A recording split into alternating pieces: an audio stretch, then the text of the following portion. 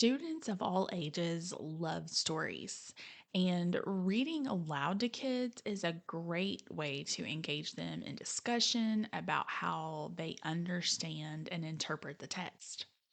You are listening to episode 21 of the Upper Elementary Simplified podcast, and today I am highlighting 10 picture book read alouds that should be part of your back to school plans. Welcome to Upper Elementary Simplified, the podcast where busy and overwhelmed teachers find thoughtful ideas to get students engaged in meaningful learning experiences. Hi, I'm Danna Rodebush, former fifth grade classroom teacher and founder of Teacher Tech Studio. I'm here to share practical tips and strategies that will help you grow as an educator. If you are a tired upper elementary teacher searching for ways to cut down your planning time while boosting student engagement, you are in the right spot. Are you ready? Let's simplify. Imagine yourself as a young kid sitting cross legged in the middle of a carpet, waiting in anticipation for an adult to open up a book and start reading aloud. How do you feel? What are you excited about? Why do you feel this way?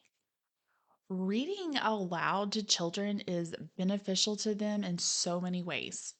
A good reader is able to model fluent and expressive reading to students, which helps them to be able to develop that skill for themselves. Reading aloud also helps students build comprehension strategies and provides opportunities for vocabulary building. As the reader, you can also prompt students with questions like, what do you visualize when you hear this part of the story? What connections can you make to this story or this character? How has the character changed from the beginning of the story? What do you think will happen next? All of these questions and many others are perfect for guiding your students to develop reading comprehension strategies. And picture books are the perfect bite sized fiction text to use, especially at the beginning of the school year. So many lessons can be learned from a simple picture book. That is why I have come up with a list of my top 10 picture book read alouds that you need to add to your plans right now for the beginning of the school year. And be sure to listen to the entire list because the last one may surprise you. If this topic is interesting to you, you may want to go back and listen to episode 13, where I talked all about using picture books to teach reading comprehension strategies. I also want to invite you to go check out my reading comprehension strategies guide that I referenced in episode 13. A lot of the tips that I talked about in that episode are in the guide, and I also give some specific book recommendations and student reference handouts that you could consider using in your classroom. It is full of ideas and resources to get your students started off as strong readers and give you the confidence and tools you need to help them be successful readers. And the best part is it's totally free. You can find it at teachertechstudio.com/reading guide or in the show notes for this episode at upperelementarysimplified.com/episode 21. Now, on to the list of back to school picture book read alouds. Number 10 on the list is a book that no back to school read aloud list is complete without, and that is First Day Jitters by Julie Danneberg. This story follows Sarah Jane Hartwell as she mentally prepares for the first day of a brand new school year. It is great for allowing students to make an emotional connection with the character. And for those who haven't read this book, spoiler alert, this story also allows students to connect with the teacher's emotions because Sarah Jane Hartwell turns out to be Mrs. Hartwell, the teacher. This back to school text is great for teaching students that they aren't the only ones who are nervous on the first day of school. Number 9 is Amelia Bedelia's First Day of School by Herman Parrish. I may be showing my age here, but I loved reading Amelia Bedelia when I was a little girl. She is such a fun character who is always mixing up everything she is involved in. This story is a great beginning of year read aloud as it follows Amelia Bedelia as a child on her first day of school. The character's mishaps will not only make your students laugh, but will also teach a great lesson in friendship and trust. Number 8 is Chrysanthemum by Kevin Heintz. This is a story of kindness and acceptance that is great for the first week of school, but can also be read to students at different times throughout the school year. The character, Chrysanthemum, endures teasing from her classmates, which causes her to question a part of her she has always loved. Students will be able to connect with this book, and teachers can use the story to discuss the importance of treating others with kindness.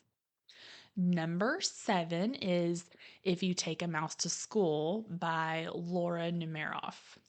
The If You Give series is a popular picture book collection that tells stories about how the wants or the needs of a mouse change and grow with each new situation he is in.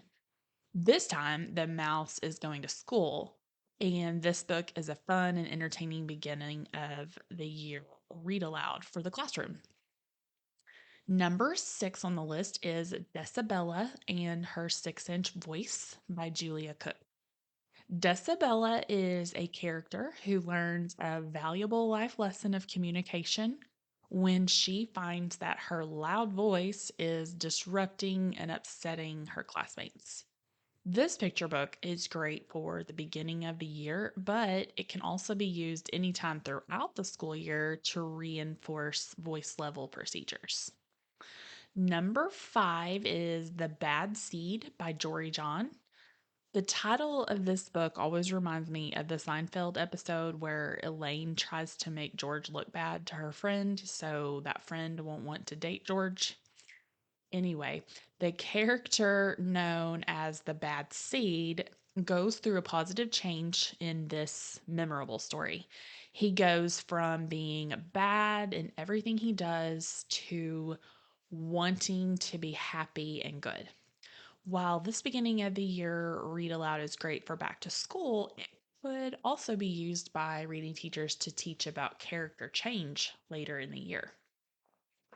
The number 4 book on the list is Enemy Pie by Derek Munson.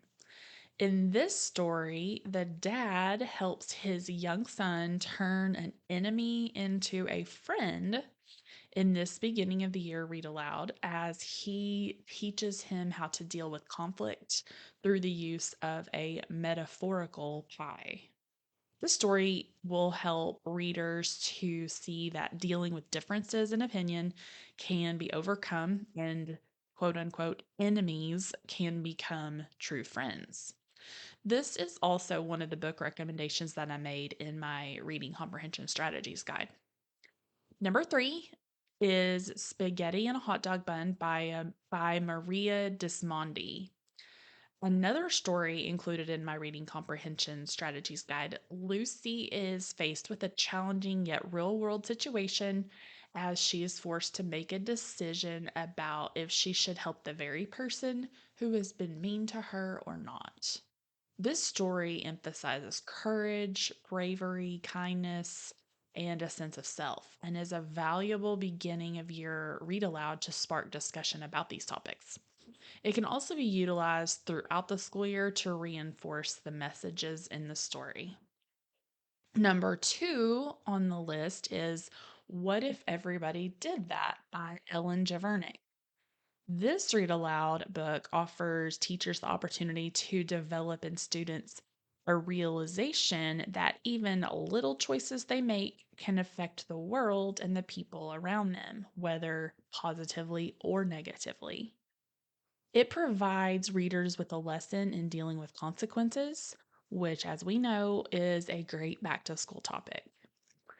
And finally, number 1 on my list of back to school read aloud books for upper elementary is a book called Honey's Best Friend by Danna Rodebush. Did you catch that? Yes, I am a published author of actually two picture books. This isn't something that I have told many people because it was really a passion project for me, and I had intended to create some book study resources to go with my picture books, but that has not happened yet.